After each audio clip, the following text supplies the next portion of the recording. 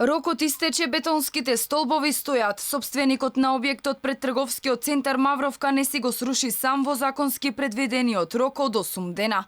Обврската за рушење сега преминува во рацете на општина Чаир.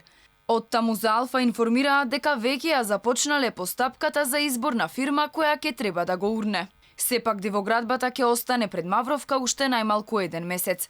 Толку време ќе и треба на општината да излезе на терен со механизација и да ја срамни со земја. Истече рокот на мистериозниот инвеститор во кој требаше да ги урне овие бетонски столбови. Понатаму ќе постапи општината заедно со инспекцијскиот совет, но тука се поставува прашањето до кога ќе се чека некоја фирма да се пријави да ја урне оваа градба. Уште едно прашање остана неодговорено. Кој инвеститор незаконски градеше пред Мавровка?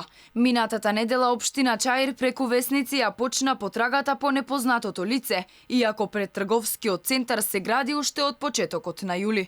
Кој градел бара и полицијата, но засега без резултат. За утврдување кривична одговорност, Скопското обвинителство отвори предистрага против непознат сторител.